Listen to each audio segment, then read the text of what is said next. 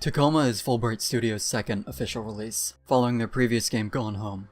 Fullbright is a studio that's well known for teetering the line between interactive movie and video game, and Tacoma is no different.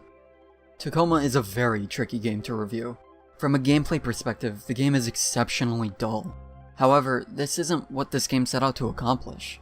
If I were to review this game based solely off of whether or not the game accomplished what it set out to, then I'd be giving it a 5 out of 5.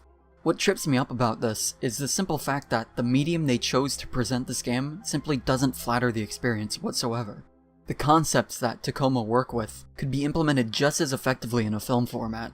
The gameplay is a complete afterthought, and it's borderline insulting that this is even a game in the first place. So, getting into the actual gameplay, it's essentially as follows. You're presented with a bunch of little vignettes of what happened on this derelict spacecraft. When going through these snippets in time, you can observe the events unfold from numerous different perspectives. These perspectives help you to better understand character motivations, and they help flesh out the plot in a unique and interesting way. You're also encouraged to wander around the ship and examine all the personal effects left behind by the crew members. That's it for the gameplay. There are no puzzles, there are no enemies, there's almost nothing to interact with outside of the knickknacks that were left behind. So, the major gimmick of this game is fairly crucial to the plot and the character development through the game. Seeing how everyone on the ship interprets the events that happened to them was genuinely engaging. However, while I was enjoying the story being laid before me, I couldn't help but shake this feeling of boredom. All I was doing as a player was sitting here and scrubbing through a video, listening to the characters rationalize their decisions and rewinding to do the same thing over and over again. I had no impact on what was going on around me. I was just a spectator. Tacoma feels like a bunch of amazingly effective storytelling devices all thrown into a box together, and you're left to unravel them all and make them work. Walking around the ship and manually scrolling through every conversation didn't add anything to the experience.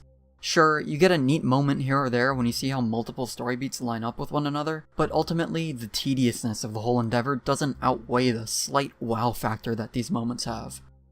But this is essentially the game's only major flaw. The primary focus of this game was executed remarkably well. The story flowed at a natural pace, the characters felt believable and unique, and as a whole the plot was quite engaging. Simply put, Tacoma is very well written. But Tacoma is a video game. It's not a book. There's interaction present in this medium. You can't make a game and forego the keystone of the entire genre. Gameplay comes first above all else, and when it falters, the entire game suffers for it. Tacoma as a whole really puts all of its effort into its writing, and it sincerely does show.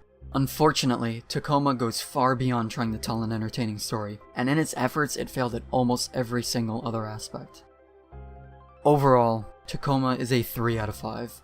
This game has a very, very solid story that kept me engaged from beginning to end.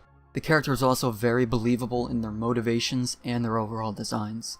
However, this is hardly even a video game. If you're looking for an experience that'll get your heart pumping and your blood flowing, then give Tacoma a pass.